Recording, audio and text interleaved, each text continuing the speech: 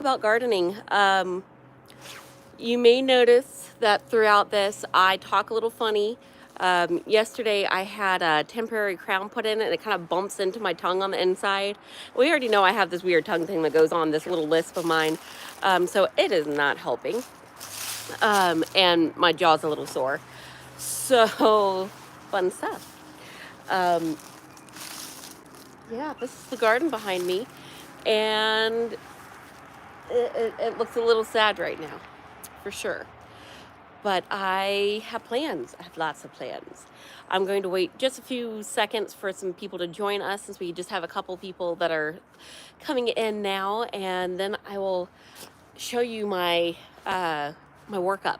I guess you could say my plot for the garden plot, um, and kind of give you a look at parts of the cabin that you don't really get to see much.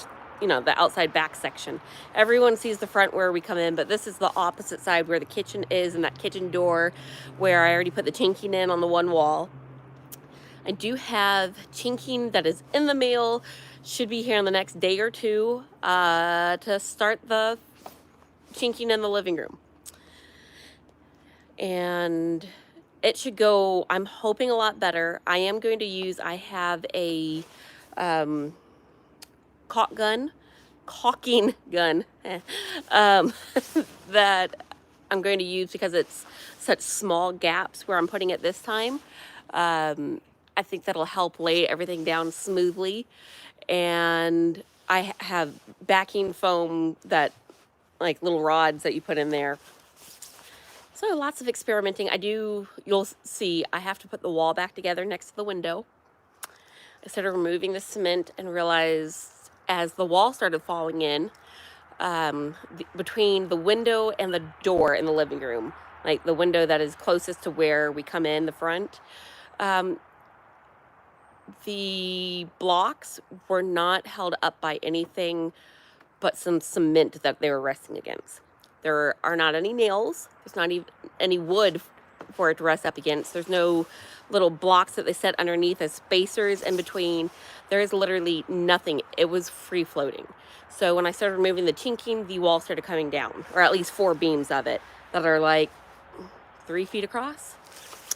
So that's for another video, because that video will take weeks, I think, to get all the way done. But yeah, we are in the garden. I'm going to use this for 1 more year, at least. It's making do, so we're just going to leave it where it is. Initially, I keep saying a lot of today, don't I? Initially, we were thinking we would start building very quickly and adding on to the cabin with a contractor. But I need interest rates to come down because of our type of job, that it's not a standard W-2. The interest rates at one point got up almost to about 10% for building rates. I can't do that. It hurts my soul. I would rather live in this cabin a little bit longer than in the size that it is, than pay that much extra for no reason. I had seen paperwork through the tax office that initially this was called 1,400 square feet, but I'm going to later this week do a video measuring everything. I think it is much more than 1,400 square feet, because looking at it, it's about the same size as our house that we had before that was 1,700 square feet, and it was a split level, so part of the downstairs wasn't usable. In my head, I'm thinking this is easily 2,000 square feet, if that makes sense. I'm doing a lot of squinting too because of the sun right here. Ignore me. It's one of those days. Let's see who all is in the chat real quick. And hello. Thank you, those that did get to join us on Jeremy's Exploring with Nug. The GoFundMe is going very well. It's at 7.5-ish, 7.7. I'm trying to think. I think I saw him say 7.7 something. So that's really good. I was stressing a bit when they said that they needed to come up with money for a record, because I'm trying to figure out how to come up with money for taxes and money for the cabin. Right now, I just been putting everything on credit card for the cabin, and that's kind of a big no-no since we started debt-free. Uh, but you do what you have to do in life, and so I appreciate everyone sharing their hard-earned money, because the channel can't survive without having a wrecker. Yes, we can use other companies' wreckers and call them out, but there's only so much they'll put up with. And you know how the antics go. Uh, and I see there's a lot of my favorite people are in here, so thank you all for joining. Yeah, it is cold. I have my heated vest on, but I did not plug in the battery. It's charging. I killed it earlier today. Yeah, 7785 now. That's a blessing. After they hit about 10,000, I think they should be able to get enough money from selling the wrecker for parts to be able to get a different wrecker. The problem is, and I kind of warned them, that if you find something right now and you don't have the money to drop on it right now, whatever you find is going to be gone by the time you have the money. So I keep trying to beg them not to look just yet, because they keep getting their hopes up on this nice one, and then they call and it's already gone. So that's my rant. All right, so I have quite a few people joining me. Thank you, thank you. I will talk about my plots. And, oof, you're in Spain. How cool. I think that's probably the neatest part about doing YouTube, is how far away it seems that people watch us. That we have a lot of people from New Zealand, like Saint. We have a whole bunch of people from the Netherlands, which I appreciate, because my family's actually from the Netherlands. My grandfather's family all came from there. We were literally quite like, we were the Jews in Amsterdam before they got eradicated. My grandfather moved from there to England to get away from the Nazis, and then there to the U.S. Because the Nazi party, took a wild rise. It wasn't an overnight thing. So when he was 6, he moved here from England, where they moved when he was 1. So he never remembered living in the Netherlands. See, Amsterdam. If you know of any aliens or Devaliers, that's my clan. But yeah, so I can rant about so much stuff. I didn't think about this. Hopefully, because they're changing things, I don't think it should be reverse when it comes through on your end. So let's see. Can you guys actually read what's on my book, or is it reverse? So I'll give it a second and see if you tell me if it's reversed or not. Oh, yeah, see, Mark and I have that same sarcasm. Putt is who he goes by on here. So I could see that side of the family, they're very smart, but very sarcastic. It is readable. Yay! Okay, good. Okay. So I put things on sticky notes so I can move things around. This is my initial train of thought. I am going to get 3x6 metal beds that I will end up putting in the space right here, like where this cardboard box is, all through here. This cardboard box is going to become the bottom of the beds. Apparently it's good to stack cardboard in the bottom, so they're already waiting. But so this whole area from the garden up to the RV is going to have, on one side, 2 6-foot by 3-foot metal beds, and then on the opposite side, over here, the same thing. And then I'm going to do a trellis. I'm going to attempt to bend bamboo and dry it over the next couple months. That could be funny, to be able to make a trellis. I've heard some people say online that bamboo makes a crappy trellis because it's so thick that some veggies don't like to wrap around it. And then other people say that plants are attracted to it, like nature because it is an organic matter, and that they don't have a single problems bonding to it. Like green beans that need to go up, or okay, so let me just sum it up. I have green beans that are climbers, cucumbers that are climbers, I am going to do, well, my pumpkin and my watermelon are going to be on the ground. I have loofah also that I'm going to be doing. That's a climber. And squash. I almost forgot about that one. Yeah, squash, zucchini, cucumber, green beans are on my trellis. So, yeah, I want to try to do it out of the bamboo. It's here. Apparently, I can use trees that are close together and kind of like loop it in and let it dry that way while it's still green. And it should dry in that shape over the next couple months. We'll see. If not, I'm going to get the cow pen wires that, I don't know how, I forgot what they call it. I think they call it cow fencing. It's just a big panel of metal fence that is very rigid, and make that into my trellis. Let's see what I'm missing here.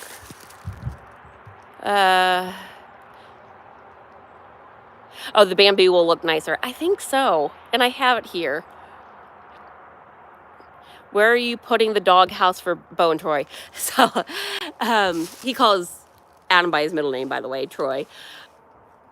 When Adam comes, instead of me having to kick one of the kids upstairs into the loft, even though the loft is very big, but instead of having to do the switcheroo every time Adam comes every week, Adam now just stays in the camper that is on top of the truck bed. That is his home when he is here. He gets his own little hideaway. So and then in the mornings when he wakes up about 7 a.m., he walks in and he sits on the couch and he waits for us to get up. So it's his little home away from home. And then when they hit the road, he doesn't have to worry about moving anything.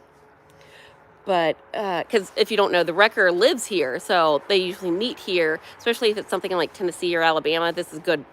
Cow panel. Sorry. It's a good spot. Someone just said, yes, it's called a cow panel. Also, chicken wire is good to use. Let's see. I'm trying to read back through. Hi from freezing England. We're not much better here. We're supposed to get snow 2 more times this morning, but they didn't cancel school today. Yesterday it was canceled because of the bad weather, and then this morning it was canceled because of the risk of ice. Half our county is kind of flatland, and then the other half is mountains. So if the mountains get snow or ice, the whole county has to be canceled for school.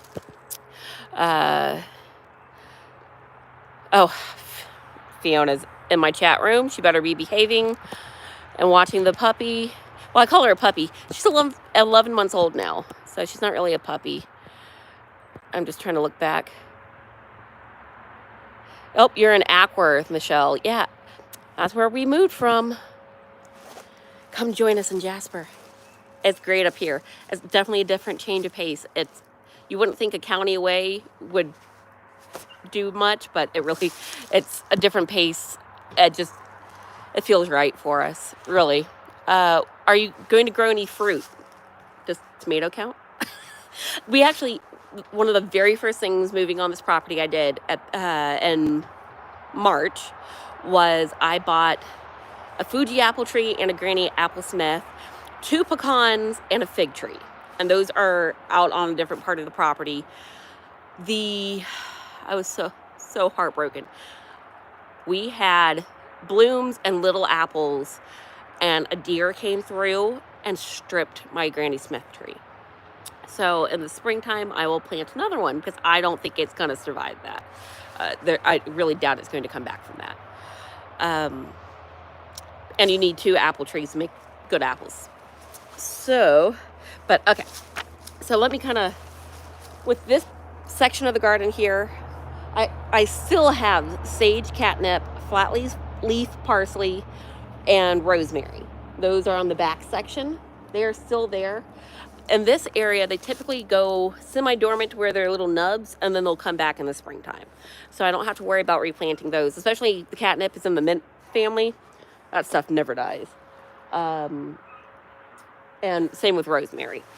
Oh, and if you notice that I'm talking funny yesterday, and that's why I missed my live yesterday, I ended up having to get a temporary crown. My filling fell out or cracked off, and I had to get a temporary crown because it cracked my tooth when I bit down on it.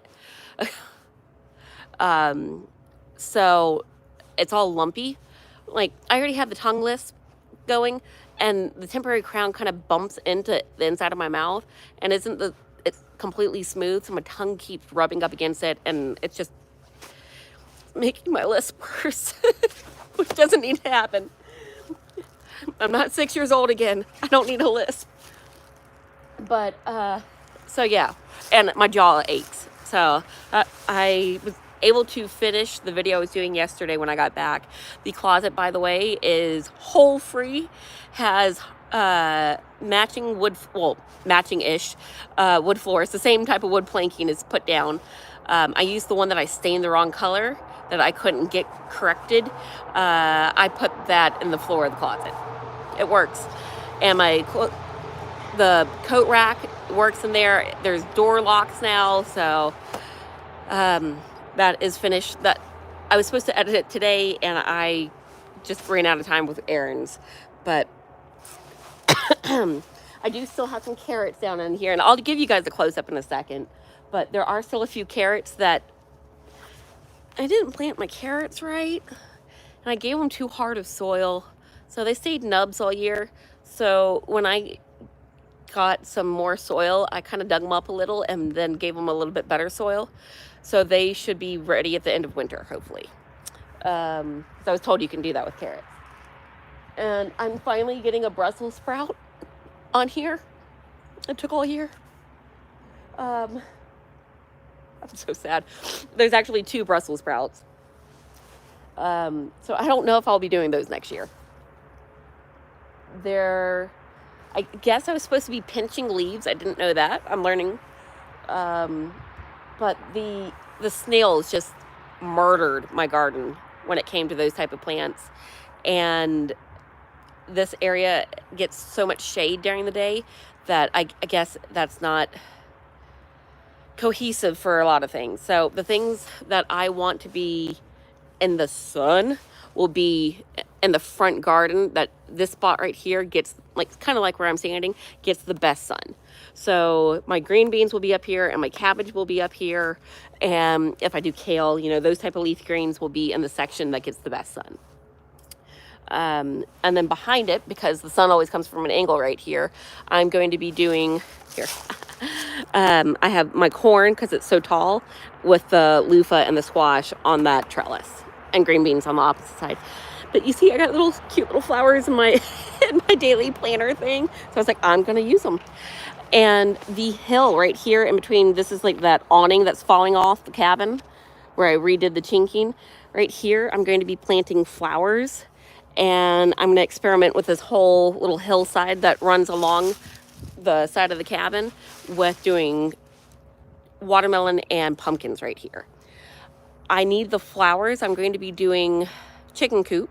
I'm gonna have chickens, and apparently chickens like fresh, like marigold flowers and things like that. So I want to grow my own. I don't want to have to buy everything for the chickens. I have lost my mind. I think I'm going to be feeding them mealworms that I may be growing myself, which is kind of gross in a way, but a lot of this depends on once we get into the cabin. I can't do it when we're in the RV, but I need more space. But like, I want to be able to ferment their food and give them organics and that type of thing. And they can have all the junk from my garden that doesn't happen to go well. The kids have begged for edamame, you know, like soybeans. So I'm going to attempt that this year. And I don't know how well those will grow, but my kids love edamame. So I'm going to put the edamame with the tomato in one of those 6x3s. And sunflowers on the backside too, because those were tall. This section here, with the trellis, I'm afraid it's not going to get very much sun once all the trees are back in with leaves. So I'm putting tall things back there. And of course, jalapenos. I need to plant fresh dill, you know, things. Oh, and behind this bed, if you kind of see, here, let's walk. Let me show you guys. And let me see. Oh, you subbed to Fiona's channel. Yeah, that's the channel that she uses for, like, she's not supposed to have her face on it. She just plays with toys and stuff like that on that channel. Yeah, chickens love pumpkins and they love cabbage, so I'm going to try to grow stuff for them. But, what is that? Oh, that was my tomato that fell off. See, that was my tomato. My one tomato turned green, or stayed green, and that was it. That's all she wrote. I finally got a tomato once September hit. But you can see I still have carrots, and I planted the multicolored carrots. So who knows what comes up here. And my Brussels sprout, there's a little nub on the other side of it. But yeah, that's all I got out of them. They didn't do well. But what I was trying to show you guys, this patch right here that's behind will be a great spot to put more cardboard down, and then you cover it in soil, put your onions and your potatoes down, and then you cover it in mulch. And it's like a easy way to be able to harvest your onions and your tomatoes. You don't actually bury them. So I'm going to experiment with that with this patch right here. And for those of you wondering, let's see. Ooh, there. I can try to cover up the sun.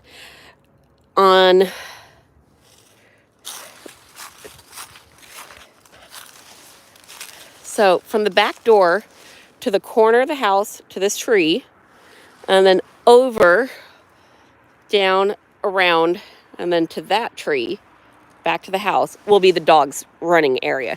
We'll have a doggy door that comes out right here. And this will be fully fenced in, like roofed in and everything. So the cats can go outside too and be safe. There's too much wildlife here that like to eat cats. So we can't just let them be able to get outside. But over here, this section, and of course there's too many briars right here for me to get to it. But on the opposite corner from where I'm standing right now, over here, that whole section over there will be cleared out for the chicken coop. And it's not very steep. It's just a gentle slope in that area going down. So I think the chickens will like it. And on the opposite side from this door in the kitchen, there is a door on the other side. I wonder if part of this... Oh, I do. Don't mind me, guys. Just hi. Yeah, okay. Yeah, part of that. I had a fingerprint on it. Go figure. But yeah, so on the opposite side of this door, on the other side, is a door that doesn't have stairs or anything. I'm going to build stairs that come down sideways along the side of the cabin, so I can easily get to the chicken coop and take care of them. And they will not be completely free range, just because, again, we have so many predators out here. I will have a 4 or 5 foot electric fence that I'm going to put all the way around to give them a nice big section. And then they will have a fenced-in area inside that with their coop inside of that fenced-in area. We have too many raccoons in the area that will pull a chicken through fencing if they can get to them and kill them. So you need kind of a double fence. And unfortunately, even though I don't like the idea of it, you need to do an electric fence. Just because too many things will just climb your fence and still go and eat your chickens. Trying to think what else. Yeah, so Penny the possum has definitely taken up residence right here. We have so many cameras set up so we can see outside, and she sets it off multiple times a night. And so we have named her Penny, or Petunia, the possum. And so I know I have to worry about her now with the garden, just, nibbling on things. Possums, a lot of people are like, oh, they're rodents, they're this, they're that, they're all these horrible things. Really, when they come into the vet, we don't worry much about getting anything from them. They smell bad because they have pheromones like a ferret. So, they don't smell all too pretty. but we're not worried about getting fleas from them. We're not worried about getting ticks from them. They're rather clean. Yeah, they eat like 60 deer ticks a day, which we have plenty of here. I actually had to treat the yard when we first moved here because the ticks were so bad. I had to put down tick repellent. And I didn't, don't worry, I made sure it's one that doesn't kill bees or flying insects. It just keeps ticks not wanting to be in your area. So I'll have to repeat it again probably in about a month because they say to do it before the ticks actually come out. And I did it after they came out, but it still really helped because we were getting ticks on us when we were sitting in the hammocks. Oh, I hope you're not saying that possum is an emergency food supply. I've actually had possum before in my younger days. My mom had a friend that thought anything in a can should go on a cracker, and he had canned possum that he brought over one time. And I guess since they were stoners, they thought it was great. I thought it was greasy and could barely get it down. And I was the kid that would try anything. But it was very greasy. I don't recommend it. I can still remember the oil sheen of it because it made kind of a red kind of caramel oil sheen. But, oh yeah. So I kind of also on my book wrote out things I need to do. I need to go ahead and order the beds. The beds I found, I think were $79 for 2 of them. So I'm going to order the flower beds so I can start getting the soil conditioned. I ordered my chinking, that's on here. I have to clear all the trees and the spots like for the chicken coop. I have to bushwhack a lot. I have to figure out how to do that. I have to build the steps to the front of the side of the cabin. The power line has little trees that are hitting it. So when it was really windy, it was making our power flicker. Because it's underground once it hits at the road. So we have to very carefully, now that the leaves are gone, remove the trees that are around the power lines. What else? Oh, at this door right here, at the back of the cabin, I do need to put a step. My wonky legs, that's just enough step to hurt going up and down. So I need to put a step there. And this whole area, we do plan on cleaning up because there's construction debris. And then there was so much stuff that they left behind. There was plastic tubs and metal shingles or like metalworking stuff. A lot of PVC pipes, a lot of bricks, a wheelbarrow that's broken, all the plastic tubing for running water, like your storm drain stuff, metal bowls on the ground, a porcelain bowl. Like there's everything over here. We will be cleaning this up and getting it ready for the fencing to go in for the animals of various types. And my garden that's going to go along here too. But we are waiting for Jeremy's dad to come back. Basically, when he comes back in March-ish, hopefully March, February would be nice too. We are going to get help with the rest of the roof and putting in the air conditioning and heating units that have to go in. We're doing like those mini AC, like the ductless AC, in 8 different rooms. So we have to have like 2 of the 4-room splice things that they do, because you can only get up to 5 zones, and we need 8 zones total. So we're going to get 2 of the 4 zone ductless air conditionings that also do heat, and because that requires a lot of electrical work, I'd like his help for that one because he is certified for that. But I'm going to see if I can teach myself to do the plumbing, the little bits of plumbing that still need to be redone. And if not, by the time he gets here, he can tell me what I did wrong.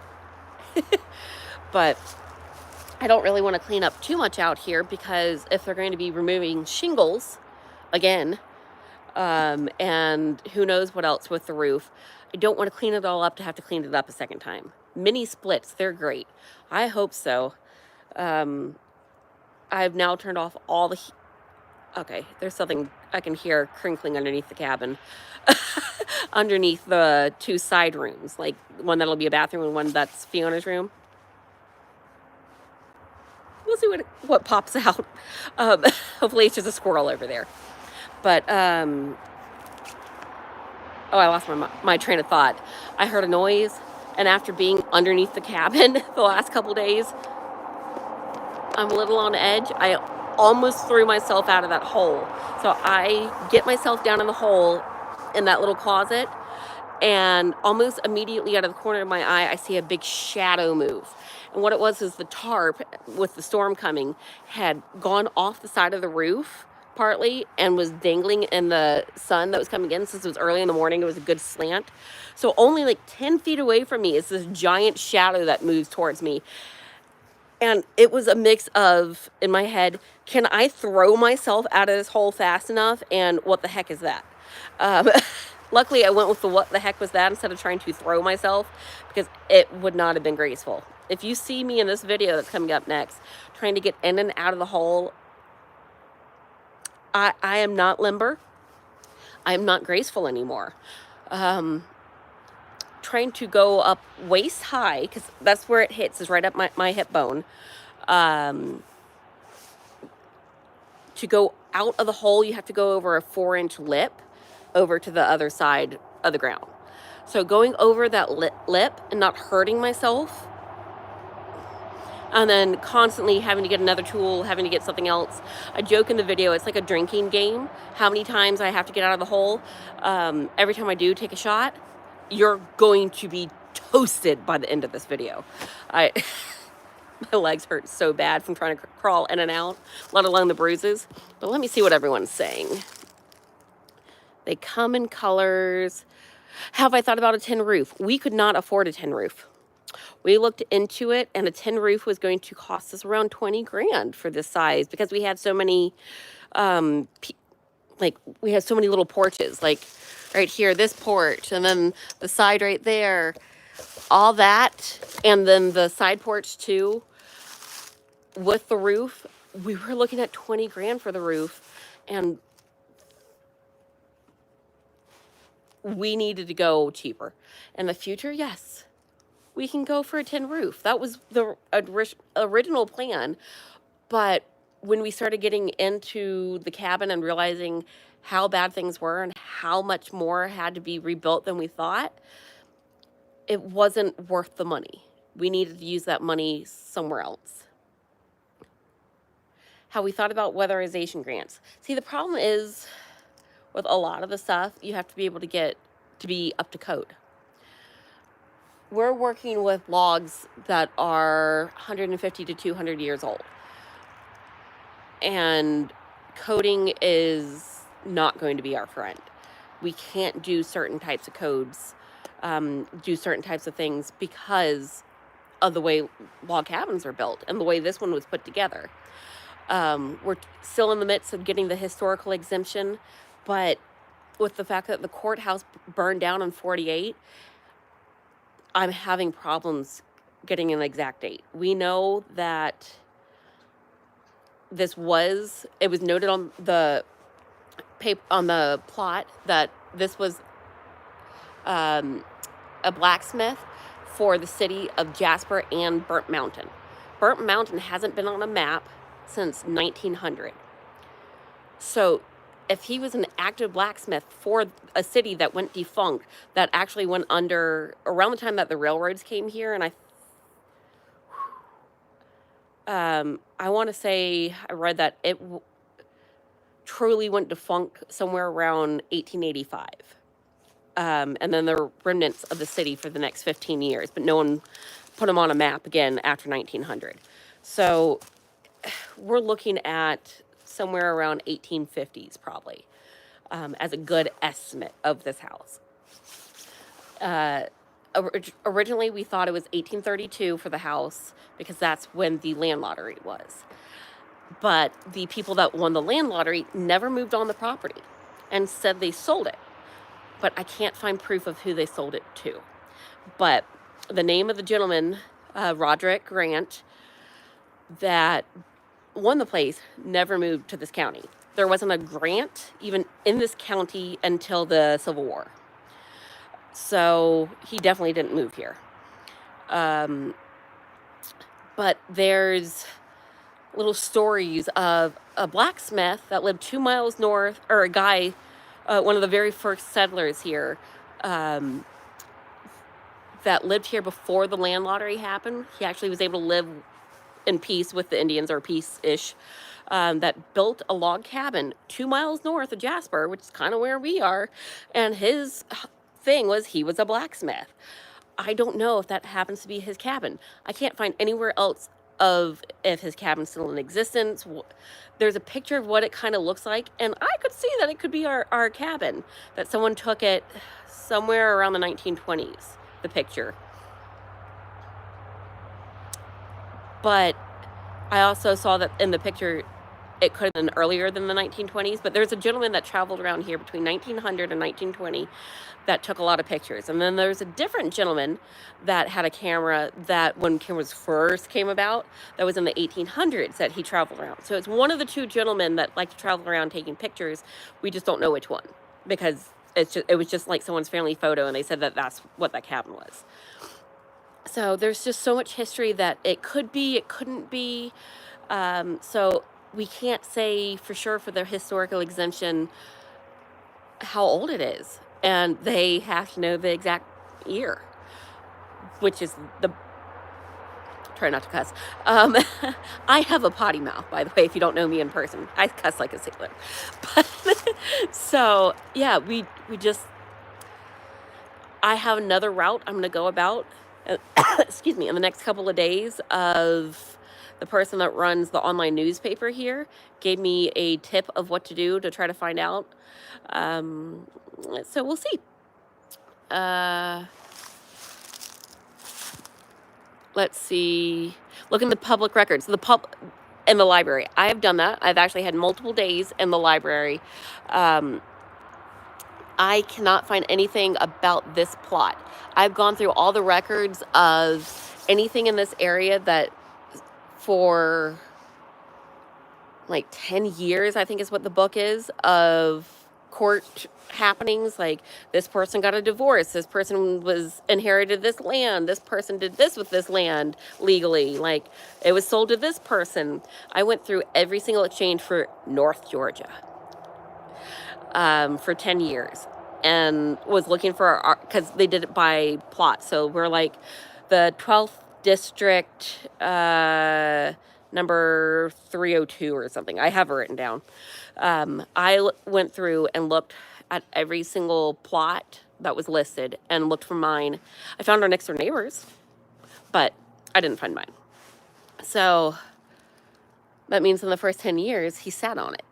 He didn't sell it. He didn't come here. But that also doesn't mean that he actually took possession of it. He may have won it in the land lottery, but somebody else may have he may have immediately turned it down. All I found was the land lottery listing. That's what they have. So if he didn't actually claim it and pay the money, it went to someone else. But there's not record of that someone else that I can find. The tax records for the property only go to 1970.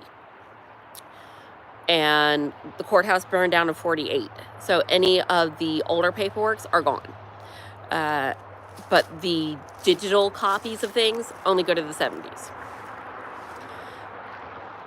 And I've been trying to find those people that first owned it, like in 1981 when this got flipped, and it looks like a family lived here with a little girl named Molly. I can't find Molly online. I can't find her parents online. So I don't know what happened. And the gentleman I bought the house from, he only owned the land for 2 years and doesn't really know anything.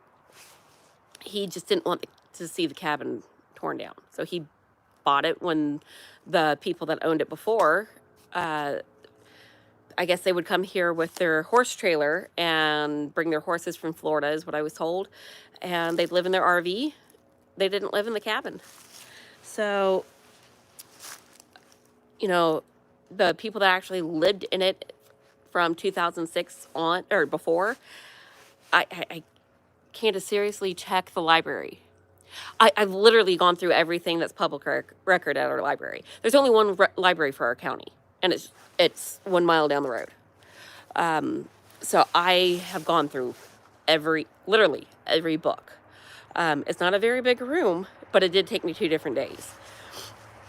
So the society, the historical society here, told me that they would help me, and I just 2 different times they told me that, and I just never hear from them again afterwards. Am I receiving messages? If you send me messages through Saving the Cabin or Exploring with Nug, I get those. Or the contact us at exploringwithnug.com, because I manage that part. If you send it through Cat Toy Lady, I am taking a hiatus from that, so I haven't even logged in well over a month. Yeah, I may never find anything. The new route that I am going is a word of mouth of old people chain that is also online that I'm going to experiment and see if anyone knows anything. So no, I can't actually trace back to 1948 because they didn't manage to keep anything on their public records until the 70s. So once they started keeping a digital copy, like I guess in the 80s, they only went back to the 70s, and then they're like, we're not adding any more to our system, but we also don't need the rest of it. So I went to the tax record or tax people, and they could only pull up what was in their system. They had no other way of getting any more information. Remember, I live in the middle of nowhere that didn't have the best technology, and things were a little backwoods here, we'll say. So it just, I'm trying not to trash talk because I like the area, but it hasn't been maintained very well. I mean, they only got code enforcement in the 90s. So, hence why my cabin looks the way it does. I'm looking through the text messages. Woo, getting snow all over the country, it looks like. Yeah, the tax records, I see someone asked if there's anything as far as tax records. Again, they only go to the 70s. And they're public records, so I can just pull it up on my computer. Let's see, I'm trying to... Oh, other people have Sailor Mouse too. Yeah. I try to be very well behaved on here. Is it a dog trot cabin? Yes, it is. So the living room when you walk in is a cabin. Then it has what was the porch. We still have the shingles on the second floor to prove it. And then we have the kitchen is also a log cabin. Excuse me. And from what I can tell, they did take apart and put new footing on the kitchen part because the logs are numbered. And it has newer footing on some of the spots. It looks like under the other cabin section in the living room, they left some original and then put more new. So I guess like a couple spots, 2, are the original, like some old rocks that are very finely like hand chiseled. I have to say, they put some craftsmanship into our cabin when they first did it. But then the rest of the supports going around the outside of it are all marble. So I think when they redid things, they re-upped the footings with marble. So they were trying. They didn't understand. And of course, I was crawling under there all this week. If you put a support beam and you bump it up against something, and just nail it into place, it doesn't actually support. It has to be sitting on top of another structure for it to support the weight properly. That was missed upstairs. I've noticed that. Underneath the cabin, I've noticed that. So there's a lot to try to to write. Of course, I can't completely write certain things without literally like stripping the cabins down to just logs and redoing it all from the ground up. And I get asked a lot why I haven't done that. There's a charm to the cabin, and there was something about, I wanted to keep the footings, the structure of it. I wanted to keep it as authentic as it was when we got it. So I would rather painstakingly redo everything that needs to be fixed than bulldoze and start over. Kind of like they do on barnwood builders. And I'm sure they would look at me and they're like, you're nuts. You should not have done this. This is the wrong way to do this. But there's that charm. There's something that drew me to this cabin. I don't know if I inherited my mother's nuts or or what happened. But Jeremy's along for the ride with me, so he's just as crazy. Let's see what people are saying in here. Oh, talking about the desert. I don't do desert myself, I have to say, even though I prefer heat. But my nose, every time we would visit, my mom had, I think he was a boyfriend, I just wasn't being told, we would go visit in Phoenix, Arizona. I remember he was a disc jockey, like a DJ on the radio, and he was blind. So if that rings a bell to anyone. But we would go to Phoenix a lot, and therefore we'd go to the desert and go to the Grand Canyon, and we'd walk across the border into Mexico and explore that whole area. Every night I would go to sleep and I'd wake up with a bloody nose. I am not made for the dry. Yeah, goats eat everything. Okay, so I've mentioned to you guys that over here is going to be chickens. And there's this thing that keeps coming up in my shorts that I watch. Or really it's on Facebook, the reels. But have you heard of chicken math? Where you think, like me, I just want 6 chickens, and then you end up with like 20, and then you add a goat, and then you add a rabbit, which won't happen because I'm highly allergic, but you start adding all these other barnyard things in until you're overrun with things. I mean, I wouldn't mind a miniature donkey. I have a friend with some that are just stinking adorable. But it's called chicken math. You start with 6 chickens, you end up with 20, and a whole farm after that. Oh, I needed a humidifier back then. Yeah. Luckily, that's not a problem now, but as a kid, like, you looked at me wrong, my nose bled. Gavin's the same way, so he's my nosebleed boy. And I can have nosebleed on a rainy day as a kid. I broke my nose twice. Yeah, funny story. If you guys were part of that live where I announced that I had been writing a book about my lunatic mother, I was 7 years old, and she had me at the Atlanta Pot Festival watching the Black Crowes. I've seen the Black Crowes in concert 3 times as a kid. But yeah, I was at the Atlanta Pot Festival at 7 years old, putting my little water shoes on. I had my knee bent, and a drunk tripped over the back of my head as I was putting my shoe on, and I broke my nose. And I seem to remember something about my mom's boyfriend at the time saying that the guy couldn't walk anymore, that he broke his legs. I have no idea. I'm just going with it. And that boyfriend looked like the lead singer of Queen. Oh, yeah. Great mustache. But, so yeah, that was the first time I broke my nose. And then the second time I broke my nose, I was still in elementary school, and my mom was gardening, and I walked up after getting off the bus, and she didn't realize, and she had the shovel with, a regular handle that had like a loop to it, and pulled the handle back and hit me in the nose as I walked up to say hello. So that was the second broken nose.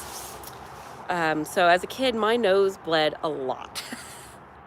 Broken noses, like, I don't think I was a bloody nose kid before the broken nose. I don't remember bleeding a lot then. It was just afterwards. And another funny thing, Jeremy was the third one to break my nose. 2 days after getting my nose redone, 2 or 3 days, I can't remember now. I got polyps cleaned out of my sinuses because I lost my sense of smell. I had so many polyps, but they also fixed the deviated septum. He elbowed me in his sleep. I was laying there awake, about to get up for the morning. He rolled over and elbowed me, and I heard a crack. He broke it all the way because they just like did the base of it so they could manipulate the bottom because the top didn't need it. He got it up top too.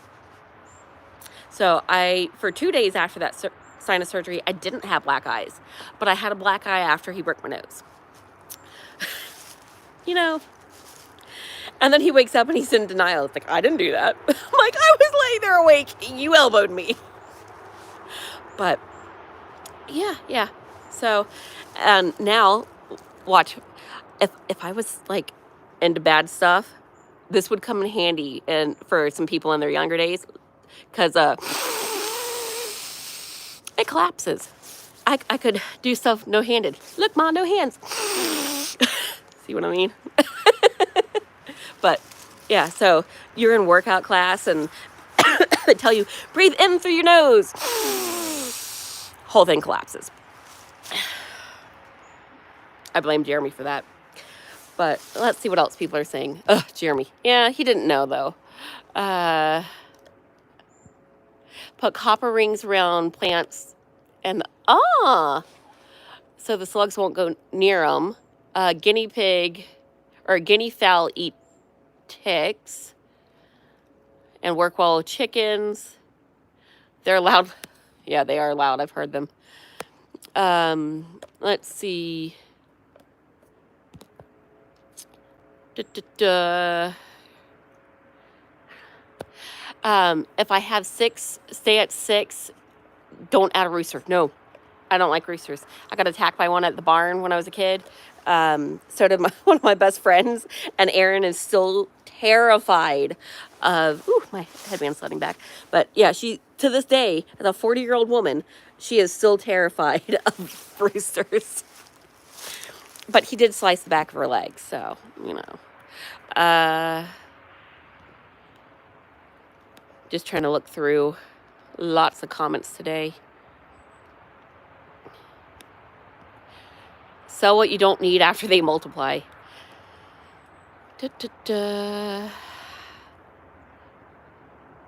How are you going to keep animals safe from the wildlife like the bears? So let's say this is the land over here that I'm going to keep the chickens on. There's going to be an electric fence around the outside.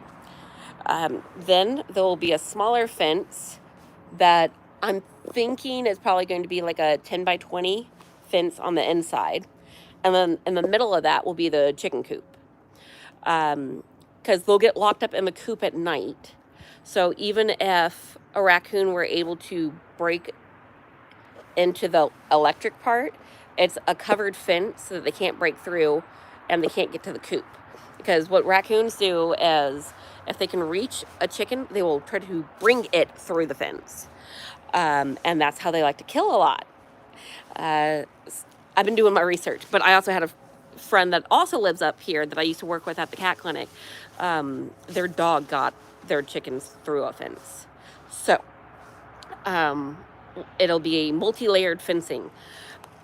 And I hate electric fences with a passion. Being a horse girl as a kid, I've been shocked. But out here, it's needed. I've been looking at some that are like a big mesh, it looks like. And the whole thing's electrified. And it stands about 4 to 5 feet tall, depending on what you order. Since I've seen the neighbor's pit bull jump our 40-inch fence, but barely make it. He caught his manhood on the fence and ripped the tip. Yeah. Painful just thinking out, even for a dog. But it was his sheath, not the actual part. He barely made it over the 40-inch fence while on a hill. So I'm thinking 48 feet or 48 inches, he won't be able to get over. Do not put your tomatoes and your peppers together. I learned that this year. Luckily, my peppers didn't do anything, and neither did my tomatoes. So, speaking of, I'll show you. I have all my spicy up here in the bed that already exists. My jalapenos, all that good stuff. And then the opposite side of a 6-foot bed will be my tomatoes. I think that'll work.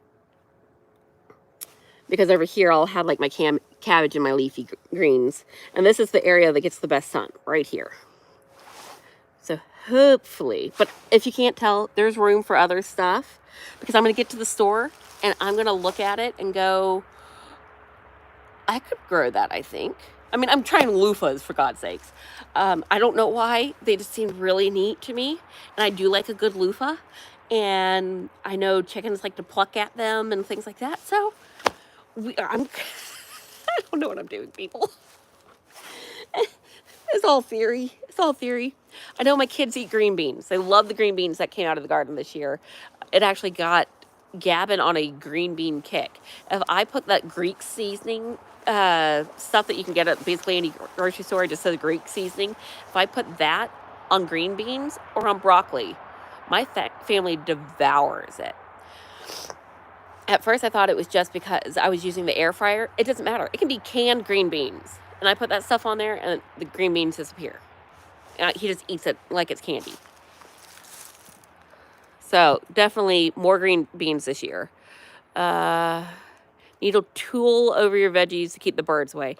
Birds were not an issue, or, of course, I didn't really have tomatoes until September. But I didn't have any worm issues. It was just snails. Snails, and that damn groundhog. Hence why there's a metal fence now, which needs some TLC. But I will, around all my stuff, I will have a fencing. I'm not taking the chance this year. I thought about doing a greenhouse and thinking in my head initially that greenhouses will help extend the daylight in a way, like help things grow. And then my cousin burst my bubble and he's like, yeah, the way they do that is they put grow lights in. And for it to grow through the winter, you have to have a double insulated or a double walled greenhouse that you pump heat in between. And that's how it works. I'm like, okay, so no growing in the winter. No greenhouse. Even though part of me still wants a greenhouse, but I think I'll wait because what I like in greenhouses, I can't afford. I mean, that's the truth of it. I hate that everything keeps seeming like money around here, but I'm sure you all get it, that this is not a cheap reno. If we would have bought it 4 years ago, things would be different. Things were a lot cheaper, building-wise. Right now, there's just so much wood that needs to be bought.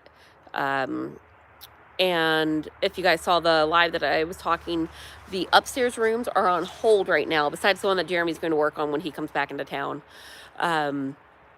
That the family has requested the living room to be done first. Because of being in the cabin on Christmas, just in those 2 rooms that I had insulated at the time, the dining room and the kitchen, it just, the way the kids put it, it felt right being in there. Everyone loved it.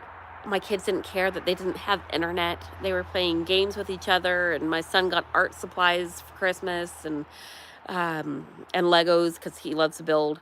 But like the robot Legos, like the things that you can build mechanical moving parts. That's his cup of tea. Yeah. So no one wanted to go back in the RV, and the dog was out there with us and going crazy because there's a squirrel in the wall. But it just feels right when we're in there as a family. No one gets the creeps. You'd think with a cabin this old on property that people have lived on for this long, you'd get a haunted, creepy feeling. One of my friends came to check out the place. And granted, she lives in a 100-year-old farmhouse that's only 800 square feet. So this is a mansion. They did the same thing where they bought the little farmhouse, thought that they were going to be on the property while they built, and then the market went crazy, which delayed them doing that because they were trying to pay all cash, and the cash they had saved is not enough now to build the house that they had planned. It's amazing how things change very quickly. But sorry, squirrel. So she walks in, and the chaos that the living room's in, she just walks over to the wall across and she just puts her hand on it. She's like, it feels like home. And that's how I feel. Like, it just, there's something about the cabin. Granted, I'm ready to be out of the RV, and I'm willing to put a cot in there if I can get those 3 rooms done and seal up the top, and a bathroom, you know. I'll go and live in there once I have running water. Did you guys just hear that? It just did a big thump at me. One of these days, I'm going to come out here when it's in the bright sun and record all the creaking and clapping that it does, so you guys can hear the noises that the cabin makes. The panels on the side, because they did, what do you call that? That stuff. It's literally a piece of board and batten. Is that what that is? Shiplap? No, it's not shiplap. I can't think of the name of it. But it's literally, what are those?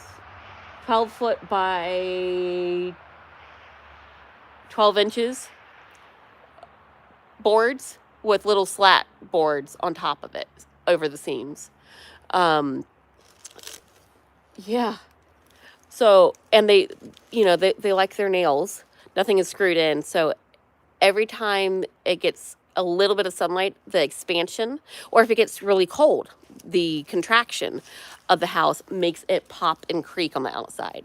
We don't hear it as easily inside, but you still hear it. A few of the boards need to be replaced, like in this corner, right here. And I think while we do that, of course, this roof will be taken down to get to it all, but we may go and screw in all the pieces. That way it stops doing the annoying popping. Because sometimes it feels like, or it sounds like someone is knocking at you. Like, knock, knock, knock. And that's the one creepy thing. It's like, is that the ghost in the window knocking at me? But inside the cabin doesn't feel creepy. Is there possibly any markings in the cabin that could possibly tell? The only thing I have found is up in this room up here, there's a piece of wood that is nailed to the rafter that has a chalk writing on it that says 1901 in white chalk and 3 initials. And one of the initials is kind of hard to make out because I started cleaning and fungiciding everything, and I started spraying it, and I think that messed up the initial some before I had seen it. But that was a piece that was just nailed up there, so I don't know. But 1901 here, they did have a sawmill down the road, so this cabin has to be from before then. I just think it was whoever lived here in 1901, a kid, because it's chalk. Because, back then they used slates to go to school with chalk. So I bet they took that and wrote it somewhere, and the people saved the piece of wood. Because it is a sawmill wood. It is an older piece of wood. You can tell that's not matching the sawmill that was already here. Or that's here, because they used all this as sawmill. But, yeah, so I think a kid in 1901 wrote on wood that was run through a sawmill the date and his initials, and they saved that in there.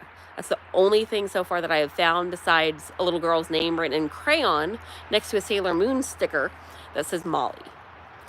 And, of course, Sailor Moon is very much the 90s, or, since then. But I watched Sailor Moon in the 90s, so I know that. Yeah.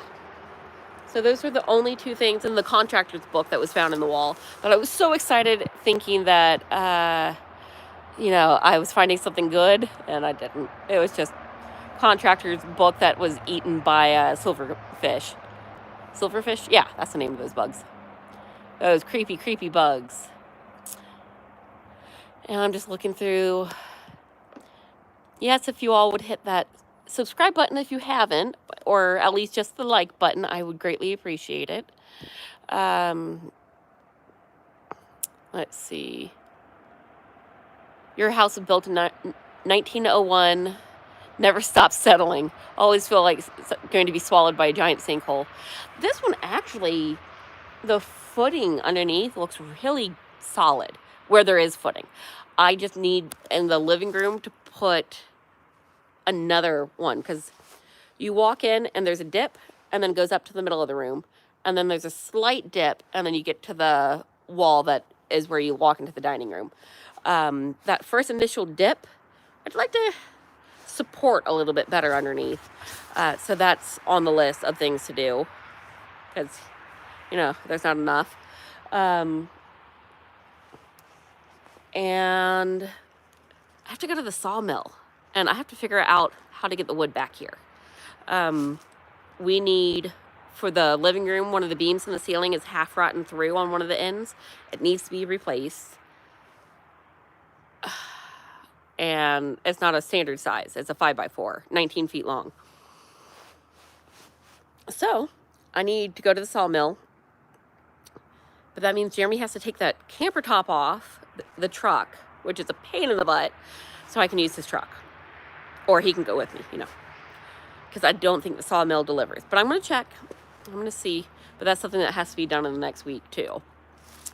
Earlier in the live, someone put a comment, put petroleum jelly. Oh, no, don't go away. Put petroleum jelly on the walls of your garden. The snails can't crawl up it.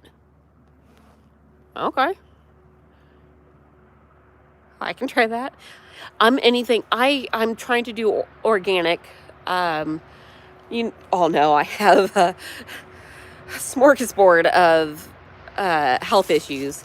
So if I can try to avoid my kids getting it, or if I can help us in any way, I'm going to. I even picked up elderberry or black elderberry syrup today, and I'm going to start taking that to see if I can help my immune system some.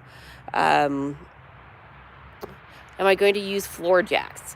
Yes. So they make short basement jacks that, like crawl space jacks, that are permanent jacks that you can put in, that I'm going to be putting under there. And you know the funny thing? There's actually a pile of them underneath there. You know?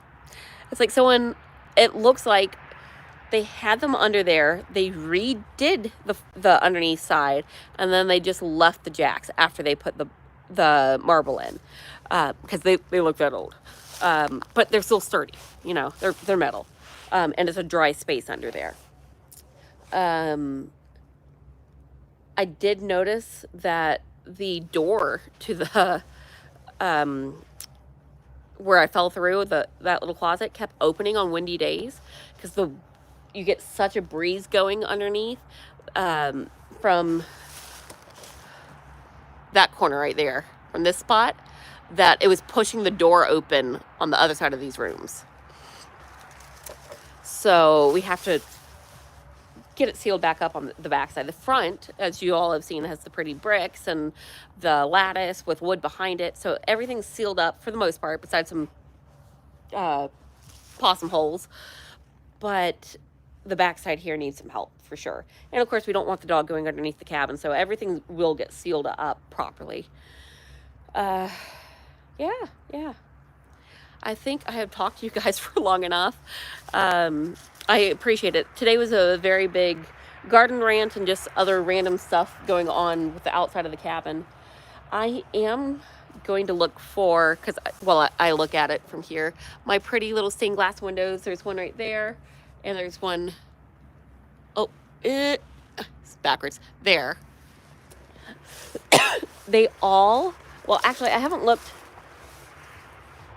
I think the one in the bathroom down here is okay, but the one up top and the one in the kitchen of the stained glass windows have little cracks in a couple of the pieces.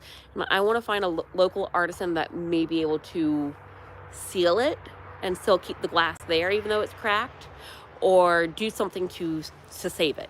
I love the charm of them. I don't want to lose them. Uh, we have been thinking about doing a fake glass, um, kind of like a, what is that? Octagon? Hexagon? 6 sides, 8 sides, something like that.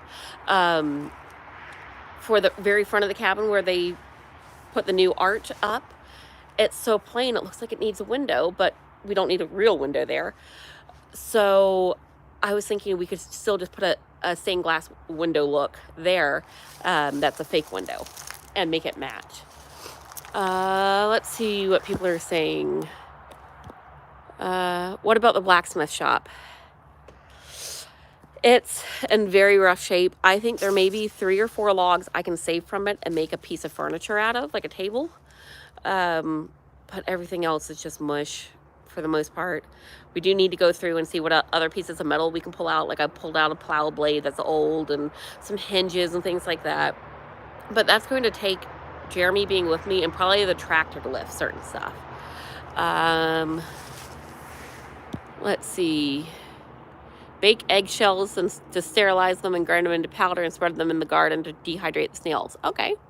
Right now, so there's this neat little device called a wrinkle, but it's like REENCLE. It's a composter that you have inside your house. And we've been having problems, with animals trying to come in because of the stuff in the trash. So anything organic, I've been putting in the wrinkle. And they have this neat little program that I got a discount because it was like some holiday thing, but I think it's like $15 a month is like their rental for it, or you can just buy it outright. But it's a dehydrator. It dries your whatever matter that you put into it that's food, but like not nutshells and stuff like that, nothing, no bones, but you can still do meat. But you put it in this container and it's a fast composter. It comes with microbes that help break down everything to truly make it into compost. So it's not like the countertop ones where it just dries out your food and makes it into what looks like dirt. This actually has the bacteria in it to make it a true compost. And that's what's been going on with the carrots, with trying to help the carrots grow. But I have been taking the debris that comes out of that, because every week it's been getting filled up, because you take out half the material, leave half there, and then you can take half of it and do whatever you want with it. That way you keep that bacteria in there. So I have a different bin of nothing but compost that is going, that I'm also layering leaves in and stuff like that to help break down the compost that will go in the garden. So I have been putting my eggshells in that thing, but I bet I could save them and use them for the garden too. But if you at all are interested in that wrinkle, it's a neat thing. Even Adam was like, it's expensive, but I mean, you can rent it. And then if it breaks while you're renting it, they give you a new one. It's neat. Try to go to the church for records. See, that's the thing, is the city doesn't exist anymore that the church for this location would be, because Burnt Mountain Church is right up the street, and that city doesn't exist anymore, and the church does not have records. It is not an active church anymore. And I cannot seem to find out where they would have transferred papers to, because they didn't go to the church that's down the road this direction. That church just celebrated its 175th anniversary. So I thought that was kind of cool. I was like, that's stinking old. But diatomaceous earth. Yeah, I use a lot of that, like in the Charlie's out in his area, in the dog's fencing on the outside perimeter, just so she doesn't get in it, even though diatomaceous earth isn't dangerous for pets. I put that to stop ants from coming in, because she likes to eat black ants. The dog does. She gets her nose down to the ground and she can find them in the leaves. She loves black ants, but occasionally, like, one will bite her and get stuck to her lip. That's a whole thing of itself. But let's see. I had something on my finger.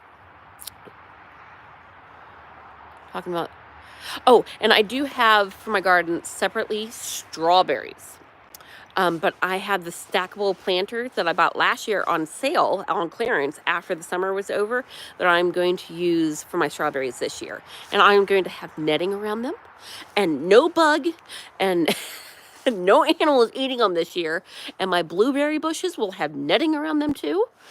Because the deer ate, before I realized that the whole property was covered in blueberry, um, the deer and birds were coming in and stealing my blueberries from the blueberry plants that I bought when we first moved on the property.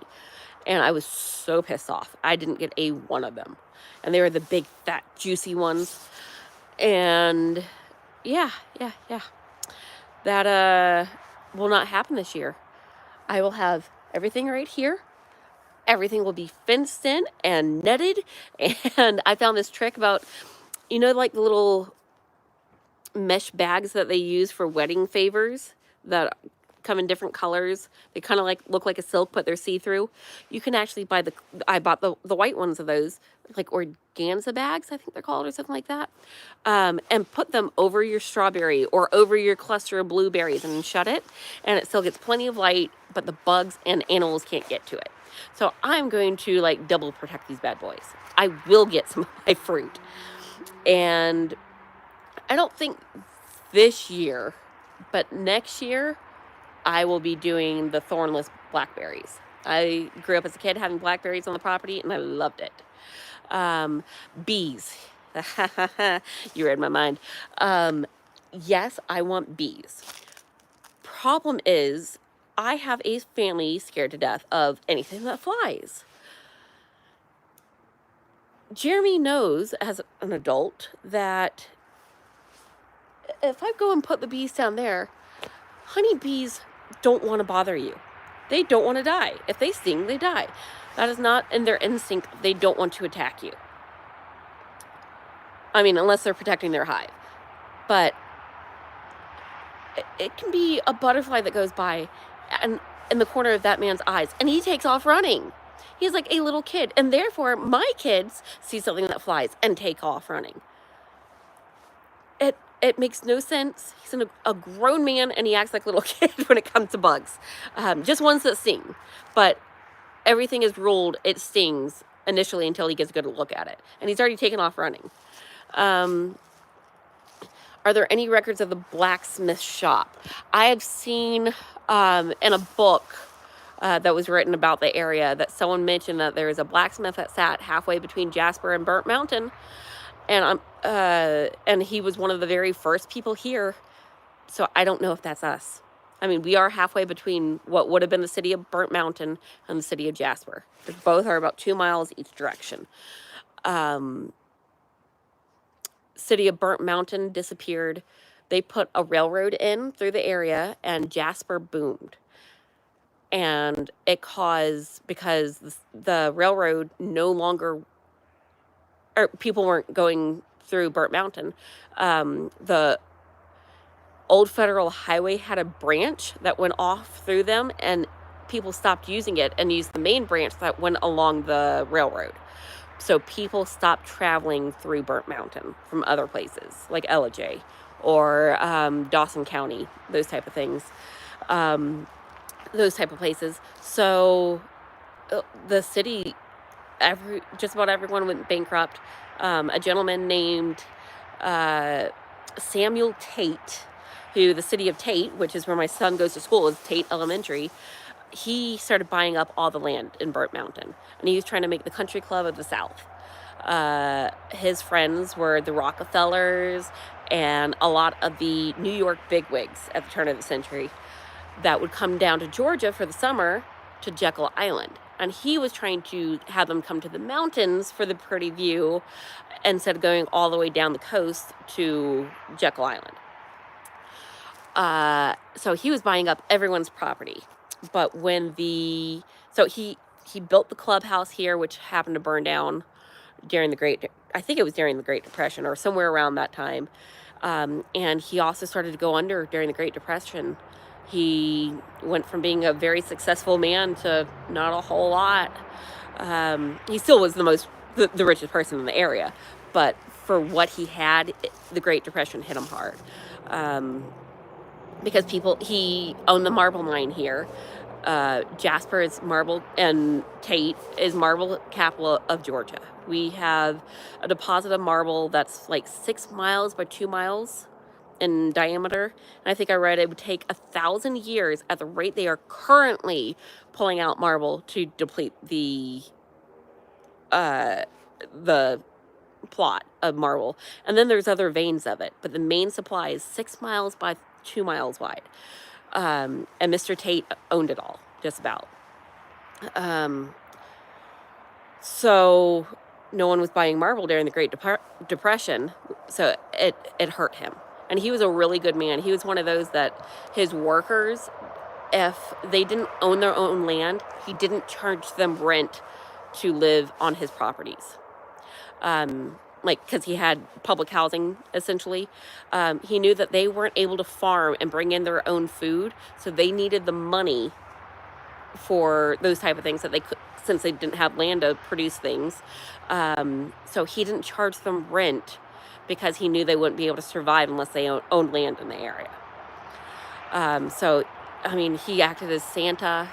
If families couldn't afford anything for Christmas, he would step in and provide for the family. He was one of those genuinely good men. And, you know, it's sad. He did buy up most of Burnt Mountain when everyone went bankrupt. But, so I don't know. I didn't find any public record that he owned this land. I did try looking for that. But I couldn't find like a listing that he bought this, this, and this, and this. Instead, it was in 1920 or 1820, or let's use a usable 1890. He bought so and so's 80 acres, and for this much, and the land lot was this. And then and this year he bought the other 80 acres that they had for this much.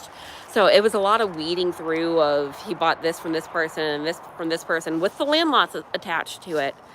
But the book I was going through, it wasn't just spelled out he owned this, this, this, this. It was stories to tell mixed in of why those people were selling and that type of thing. Oh, look, severe weather threat coming in for Friday.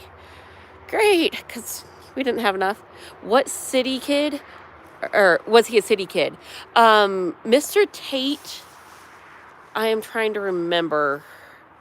I think he was a New Yorker initially. And his father bought down here, or his father was working with the people that like it was a co-op, not a co-op,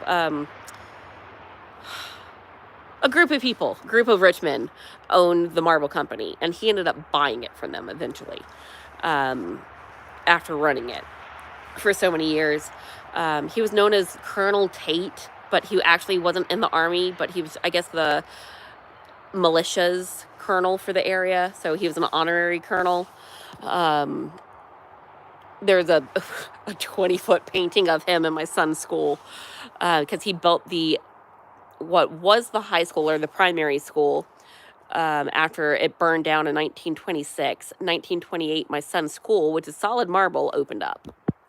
So if you can't tell, I love the history of the area.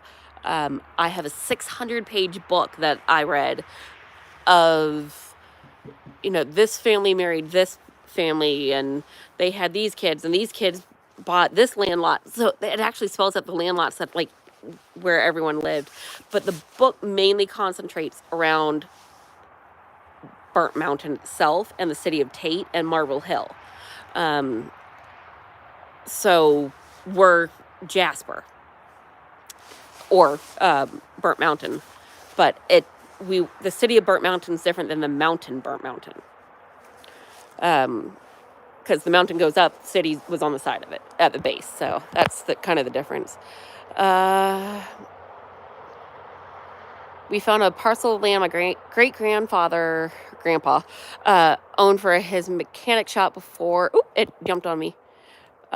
Before the Great Depression. Pretty cool. And Charlie's looking at me. Let's see. Say hi, Charlie. Oh, he gave you guys a chirp. But, oh, there we go. I'm trying to go through all the comments. Maybe he didn't buy it, or there's a family story about it. I never know. Have I been to the Tate house? No, only just learned about it at Christmas. Apparently, they do up the Tate house, which is like white and pink marble, and it was Mr. Tate's house. I drove past it for the first time when I went to the Homestead store in Marble Hill, so 2 weeks ago. I'm going to be taking a chicken class at that Homestead store, and I got everything I need for baking sourdough there, and I'm going to be taking a sourdough class there too. But they, at Christmas time, the Tate house does it all up, and it's like the White House, where each room is decked out in Christmas. And what's kind of neat is some of the ornaments I noticed in there are ornaments my grandfather used to sell. I mean, that's how long they've been doing it. They have old ornaments in there that were, the line was called all sand. It was all sand glass. So they were hand painted with like kids, 2 hairs on a brush, and they would paint these ornaments from the inside. I saw some of those in the pictures and some of the other glass ornaments that this line carried. And I haven't seen those since the 90s. So it was really neat to know that my grandfather's stuff that he imported into the country and brought to the U.S. is what's in that house. But they deck it out. It is lavish. It's very much like the tour of the White House at Christmas. Oh, anyone that provided guns and training for the local militia was called a colonel. Yeah, he... I'm trying to remember his story. He didn't leave for... Like, I guess his militia was after the Civil War. His militia was the militia that they were supposed to do against, like, the moonshiners and that type of thing. But, yeah, he's a very interesting man to read about. And there's a lot of books about him, especially in this area. I'm trying to read back. How much land is with the cabin? Is it right back to the road behind you? Yes. So I can kind of, let me put my book down here. All right. So we are kind of in the middle of it. So down to the road. Here, I'm going to switch around. Okay. Oh, and my phone's going to die soon, so this live stream won't last much longer. But basically down this ridge to those green bushes, like not these green bushes, but those that are in the distance. Those are the ones that the neighbor put on the border. We go all the way down to the road, and we go all the way into that corner. It kind of like curves around. It goes all the way across. And then, let's see, there's a ridge that comes up. And basically our property, when you stand in the middle, is the ridge. So the ridge all the way, and then slopes back down, all the way back down to the neighbors. That is our 5 acres. And you can see here, this part, it's a gradual slope to about here, and then it goes whoop, straight up. And if you ever look at pictures of the area and you see what's called Sharp Top Mountain, it's a really pointy mountain that isn't like the rest. And if you look at pictures from up high, like behind it or aerial, you'll see there's a ridge that runs right in, at the base of it. So it's like a ridge, and then it drops down, and then the mountain starts, and it's this point. This is the ridge. So on the other side of that ridge is the beginning of that Sharp Top Mountain. My hands are cold.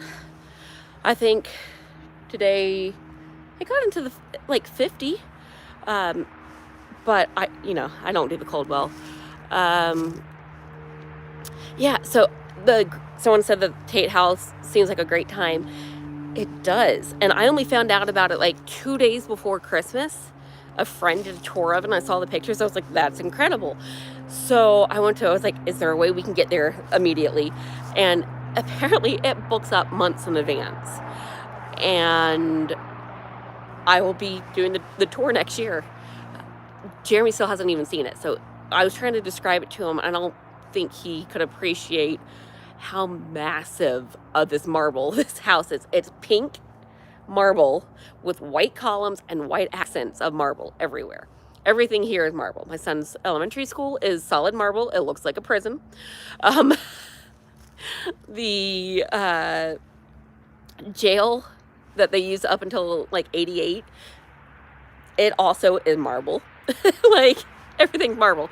Half the buildings in the downtown are marble. Everything has marble accents. Just what it is. I mean, you'll see in the video that's coming out next that when I'm underneath the cabin, I show the marble supports. There's thousands of dollars of marble and big chunks, like big slabs underneath my cabin. Like, literally thousands. It's just, okay. I'm going to research it now because I love historical architecture. Yeah, so just in general, look up Mr. Tate, Samuel Tate, Colonel Samuel Tate. He's had children that were also named him, but he's the main one that you'll find for Tate, Georgia. Such an interesting man. I mean, Tate Elementary School, it was the high school at one point, the primary school. The top floor when he built it was the Freemasons Guild. And he was the head of the Freemasons for the area also. And so my son's classroom was Mr. Tate's office. And when the population grew so much that they needed to start using the upstairs of the building, the Freemasons moved out, and that became the principal's room. And now it is my son's classroom. So it's the biggest room in the building. It really is. It has old wooden seats. It has an auditorium with a plaster curved ceiling. And it has a second floor. Like, what elementary school has a 2-layer auditorium, kind of like going to the theater, where you have a above section and a below? It's he was trying to compete with the quote was that damn Barry woman who made Barry College, which was a high school back then too. She made a primary school, which became a private college that is in Rome, Georgia. And he, I guess, complained about her thinking she was high and mighty, and he wanted a school and a principal that was going to outdo anything she had. So he hired the best of the best. The first principal was some guy that, he was also a New Yorker. He was a famous, God, I can't remember the exact. He was famous for doing a lot of things. Like, he was helping with the expansion going west, and he was in the military, and he did land plotting and exploring, and plotted out new ways to be able to get across the West Coast. And he comes from a very rich family, and he wrote multiple books, and he was this he did a lot of things in his young life. And God, I want to think he was in like the French Indian War and all these different things. And that was like the first principal that he brought in. Someone who was also friends with the Rockefellers. Oh, that was the neat thing. He was known for staying in the White House. That Teddy Roosevelt was one of his good friends, and he often visited Teddy Roosevelt and stayed in the White House with them. So that was the first principal for the primary school. You've also read about Martha Berry. Yeah, apparently she was doing too grand of things, and Mr. Tate wanted to be able to keep up with her. Yes, Tate marble is on the White House. Yeah. Oh, I forgot about that. Yeah, the marble for the White House is from Jasper, Georgia, and Tate, Georgia, because it like sits in between.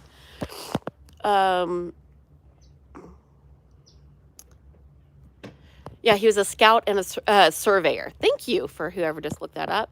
My daughter is opening her window up above me. Oh, are we going to go to Taekwondo? We missed Taekwondo. My bad. Gavin didn't want to go anyways.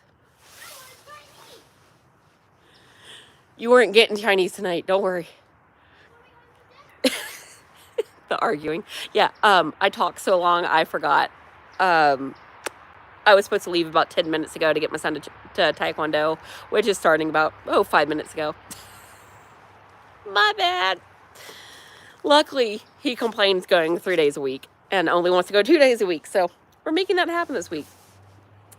But, so yeah, let me go back to the comments. And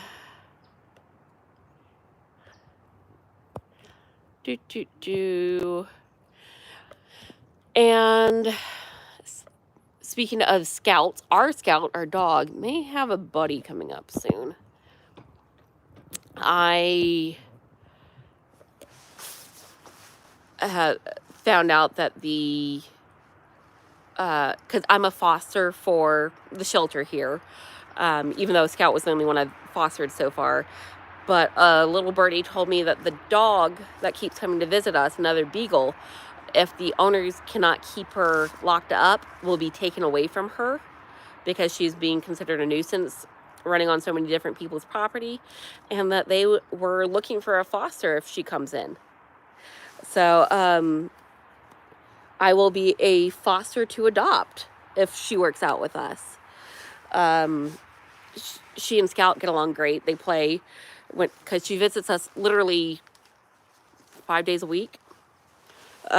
So we've been wanting a playmate for Scout because at night she gets so hyper, and that's when we're trying to do our computer work and edit, and we can play with her. It's just we're not able to play enough to feel like we don't want to have her feel neglected. We still play with her. We all take turns, but sometimes there's just nights where we just want to be able to work and not constantly be throwing dog toys while trying to edit and do different things and cook. So having a little playmate for her to be able to wrestle with so she can leave the cats alone, because the cats are getting really tired of getting humped. She likes to show dominance, and yes, she is spayed, but she loves to show dominance to the cats. They don't appreciate it. But that dog and another dog stood in front of our window the other day and taught the kids, well, mainly Fiona, because Gavin went in his room, about the birds and the bees. So that dog may be pregnant by an 85-pound pit bull, and she's not even 20 pounds. So that won't end well. But so we'll see how that one plays out. Oh, heaven forbid a woman show up a man. I think there was something else going on there. I think Miss Barry, because she was trying to show up men a lot, made it a point to get underneath their skin. But trying to look at all the comments real quick. Yeah, buddy for Scout, but sorry for that situation. Yeah, if the shelter ends up giving warnings, like I think they get a warning, then they get a warning with a fine if she's still out, and then they just take her on the third time. So if that happens, then we will be her foster and see how she works out. Yeah, get a tennis ball launcher. I thought about that. Being on the hill, like I want her to be able to go outside and run for that one.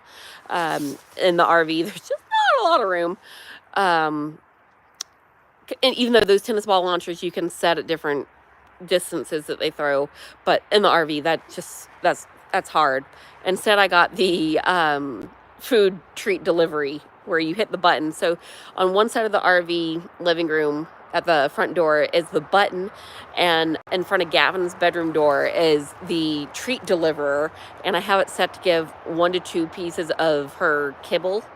So now she gets her dry food, because she gets a little can of wet food in the morning and at night, and then she gets half a cup of dry food. that half a cup of dry food goes in the machine, and she gets to hit the button, and she hits the button and runs and gets the food, hits the button, like it's just a back and forth.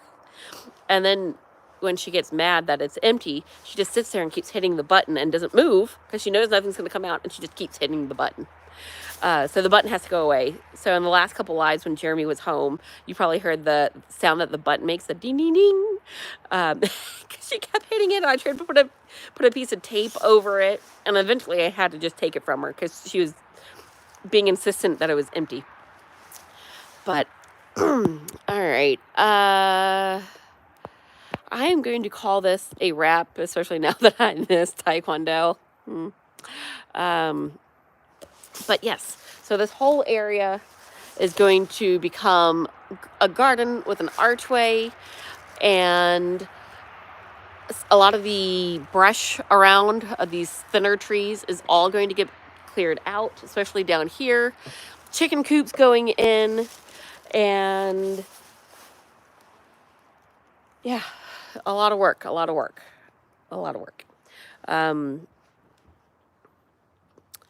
And Jeremy is going to start working inside the cabin again this week. Because before, when we had time for it, we both had COVID. So we were laid up. Excuse me. And that's why I'm still coughing. But thank you all so much for joining me on this incredibly long, 100-minute, it says, live. Hopefully it was entertaining with the history and I didn't bore you guys to death. I'm a 6-year-old granny, and I'm the only one that can fit underneath the house to work on the water line. Yeah. This crawl space, I forgot to check when I first put my legs down in there if I was alone. So I highly recommend that's the first thing you do. Yeah, need some really good fencing. Eventually, one day, I think I'd like the whole property to be fenced in, but then I think maybe that'll be hard for the deer that we see all the time, and I like seeing the deer walk through the property, so, like, I go back and forth.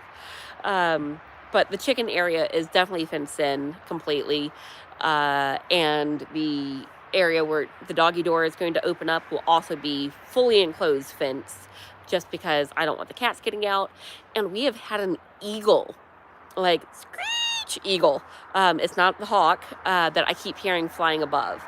And I freaked out the other day because the scout was outside sunning and I heard the screech and I was leaving and I was like, put the dog back in. Just because being a vet tech working emergency, I've seen where eagles and hawks have tried to lift up dogs that were small but too big for them, and the wounds that leaves behind. It's not cool. It's disgusting, the slice marks. So deer can handle 4 to 5 foot tall fences. Yeah, I'm going to have something tall around the apple trees this year. I can tell you that one. I was so mad my Granny Smith got stripped. So I won't know until springtime if it survived, but I'm not thinking it did because nothing came back to life after it got stripped. Yep. Thank you all for joining me, and I said I'm going to try to go live for the next week, and of course, Jeremy got home early and took my live time.